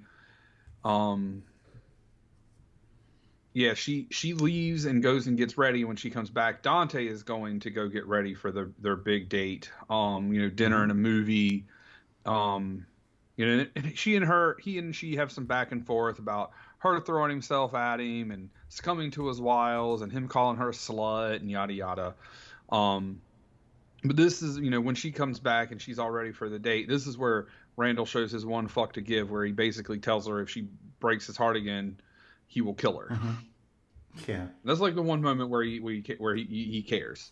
And then she goes in the back and he's like, "There's no lights," and she's like, "Whatever, I think I can manage." And then Dante shows back up, and then Caitlin comes out the back, and she was wearing like suspenders, and they're all like disheveled, and her button-up shirt or whatever is like kind of half buttoned, and basically she's just all been snuggling up against Dante, like, "Ooh, that was a great ride." And it's just like, it's never been like that. You were just quiet, and you let me do all of the work, and it was so hot. And Dante's like, "What the fuck? I wasn't back there." And then come to realize, she screwed a corpse. Yeah, she screwed the dude. He was definitely had some rigor mortis going on in that one specific extremity. Yeah. I like the gag they play on Randall where they make him come to the door and they put the "I eat cock" sign up. Yeah, good and childish. Salsa Shark. Salsa Shark. I actually have. I did several years ago. Now I took a picture of salsa in black and white with the chip sticking out, and I labeled it Salsa Shark and put it on Insta, and like no one got it, and it made me a sad panda. Oh, you should have hashtagged it Kevin Smith, and he would have liked it. Maybe so. Change your life. Salsa Shark could have changed your life. Salsa Shark. knowing what you were doing. Yes, me recreating an image out of a movie would have changed my life. Kevin Smith acknowledging me on Instagram would have changed my life. The same way that Heidi from the Butcher Babies acknowledged me, or that Mickey James acknowledged me online, or that Dakota Kai. And those the last two are wrestlers, and the Heidi is a singer. But yeah. Now, this is the part of the movie that actually I felt a lot different about this time around. The shit or get off the pot thing, with Randall being pretty much 100% right that Dante is really bad at ducking responsibility. He's let himself get caught in this crummy job, refuses to do anything about it, but bitch, I'm not supposed to be here today. Same with, stringing along his current girlfriend because he still wants to, reignite the flame of this old fling. So, yeah, I've always felt pretty sympathetic towards Dante the whole time, but in this time, I was just like, Randall doesn't give a fuck, and that's why it's okay. But, Dante does, but then he lets everybody walk over him at the same time. So it's kind of double pathetic, unfortunately, which Kevin Smith is kind of peppered in this whole time. Well, yeah, and it's one of those things, as someone who's worked in that kind of job their whole adult life still does. I get the annoying customers and, hating your job, or being called in on your day off and, feeling like you don't have a choice because if you say no, you might get in trouble or fired or whatever. Mm-hmm. I don't feel that way now, thankfully. My boss now is fucking great. But yes, that you're stuck at the job you hate, but you don't feel like you can get anything better. It's easier to keep the status quo, and especially then in the 90s, he at that point he worked 6 to 8 or 6 to 9. How's he supposed to go find another job? You couldn't pick up your cell phone and look for jobs, while you're at work. Not that I've ever done that before while working at GameStop. So yeah, but no, you're right. It was that, he was out of school and, Veronica's begging him to come back to school, and okay, maybe school's not for him. Of course he doesn't want to do that after working the, soul-sucking convenience store job all day. Yeah, and it's that was an avenue, especially in the 90s, we were all, you go to college, you get your degree, it's going to set you up for, you're going to make you rich. It's going to make you have a good life. You're going to live the good life if you go to college, yada, yada. And then, but yeah, the exhaustion to be able to do anything else. But then there's the two girls, and it's you're with Veronica, and, he even says it's all the fights with Veronica is just, something on a subconscious level that I want to break up with her and be with Caitlyn. And it's that's not subconscious, my guy. That is, you just laid it out on Front Street. That is very conscious. That is in the forefront of your mind. You've clearly put some time and thought into this. And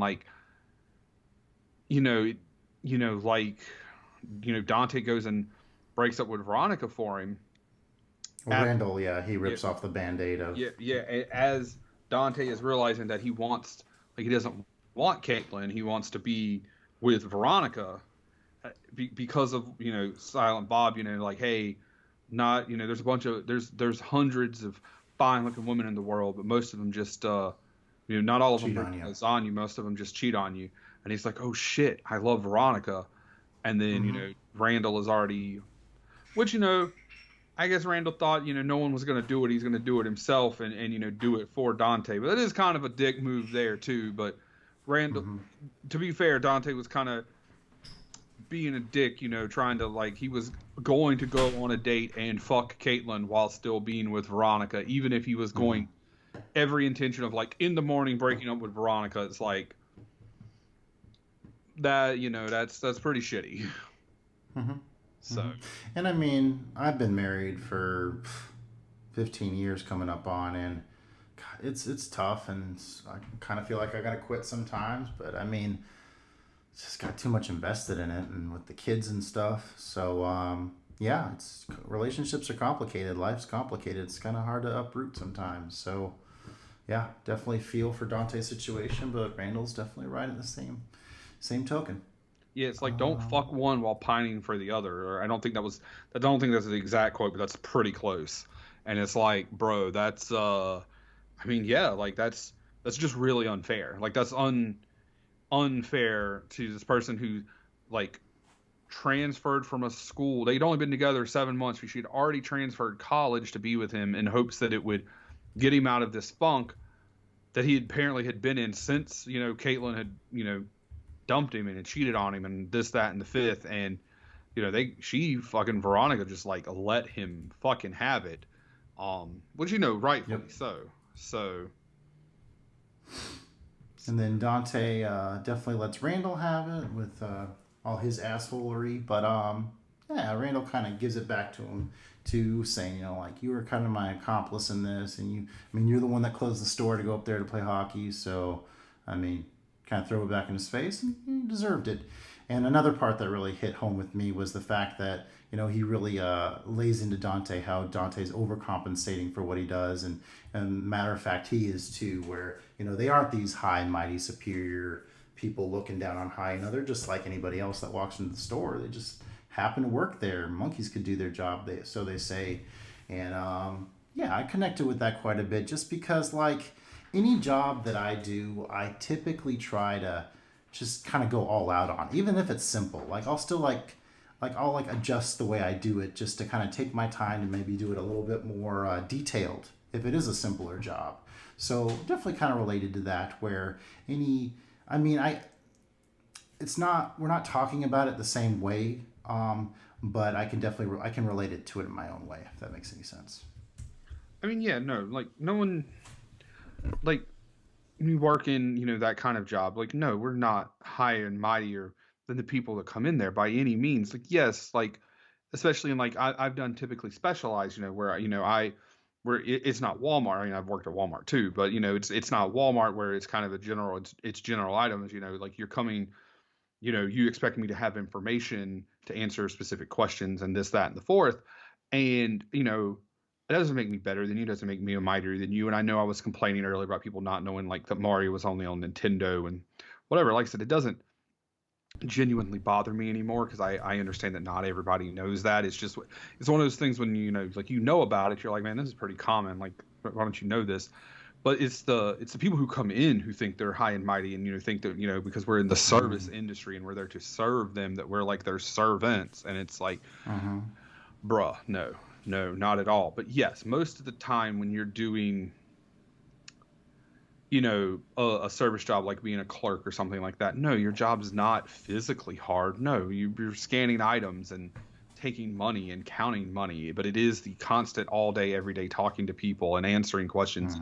Sometimes the same question 100 times that, it can be draining. Wears on you. Yeah, you just get off work and you're like, man, I didn't really do anything, but I'm fucking exhausted.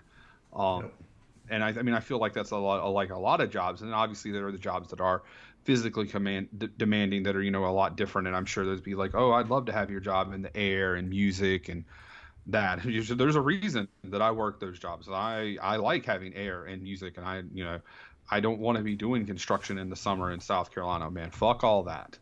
No, not for me either. Not anymore. And so at this point, the movie's pretty much done. They get in a fight. They make up and they fucked the store up, for the record, pretty good. It was a pretty good fight. And then he throws the sign that they're open in his face saying you guys are closed, and that's the end of the original. Looked back at the what the alternate ending was supposed to be, with Dante getting killed by a random thief. Yeah, dude comes in and just he asked for something I don't remember because it's been forever since I've seen that, and he just I guess he just goes to rob him and he kills him. So that would have been a very French New Wave kind of ending. Yeah, that would have been definitely a downer ending. Life is a series of downer endings, and Yep. Yeah, and then we don't get the trilogy. Before we give our verdicts, I said this in my review, and you kind of touched on it with how much I loved 2, and if anybody read my review on how much I loved 3. I know this is a blasphemous thing to say, and you can @ me all you want on my Letterboxd, on my Twitter, on this Facebook page for our site, for our Clubcast, whatever. Clerks is the worst of the 3 only Clerks fans. movies. Yes, my only fans, my only reels. Clerks is the worst of the 3 Clerks movies.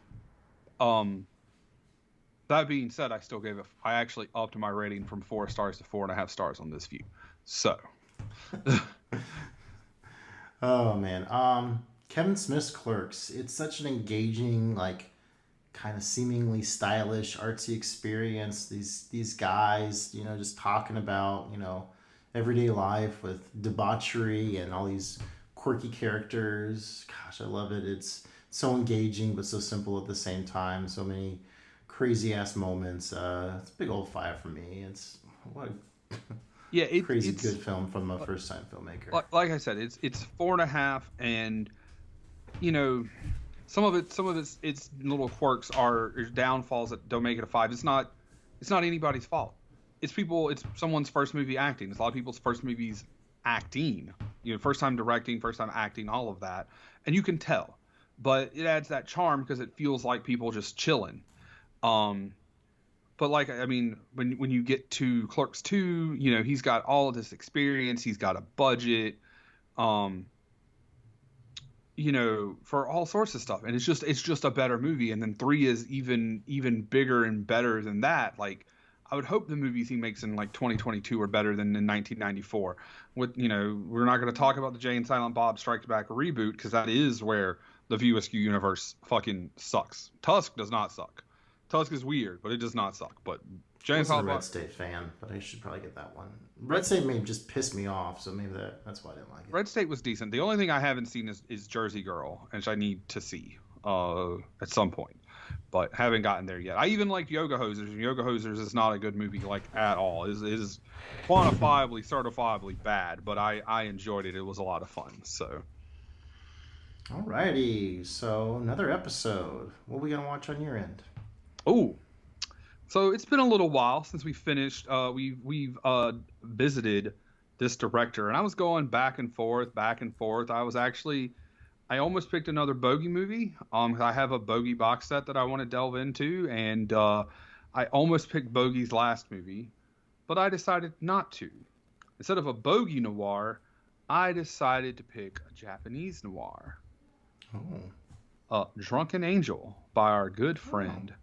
Akira Kurosawa, starring his main muse, Mifune. Toshiro Mifune. Yes.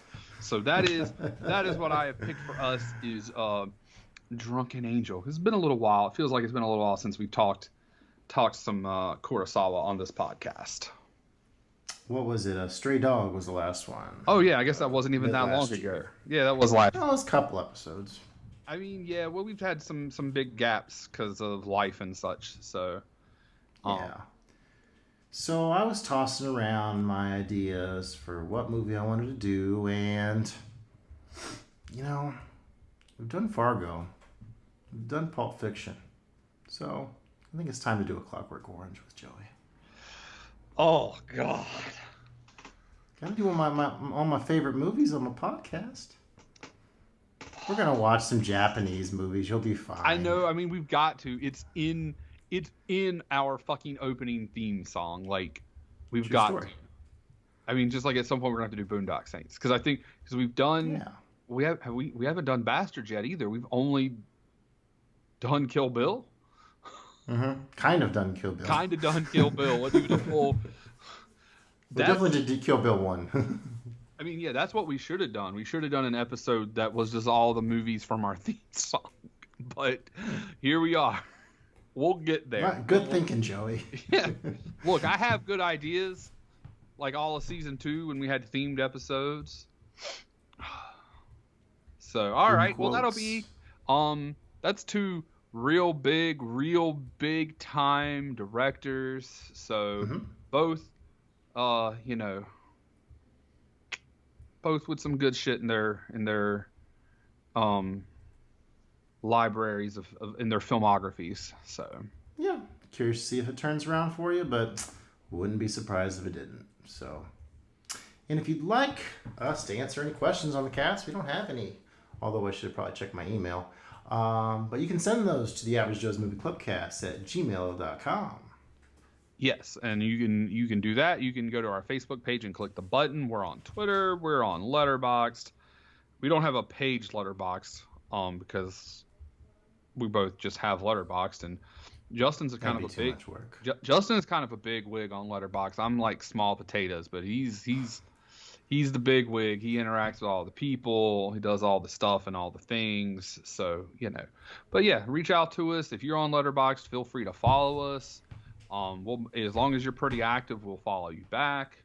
But yeah, we'd love to hear from you. We've had people reach out to us and, give us suggestions for movies that we've watched, or we had a couple people end up on either this podcast or on Justin's spinoff.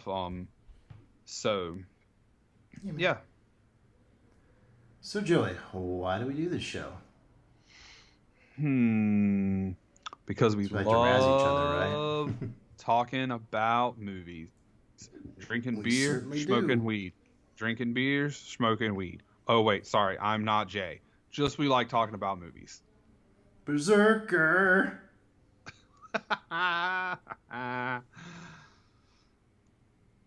Peace, everybody. Later, peeps.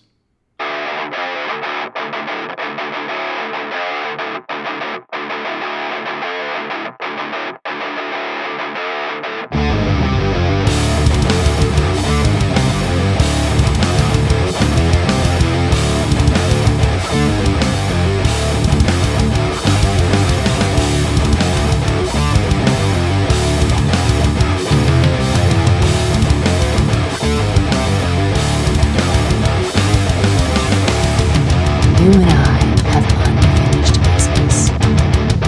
Oh? And what's so stinking about it? The non repatriate feeling, Spirit Assault. I think this just might be my masterpiece.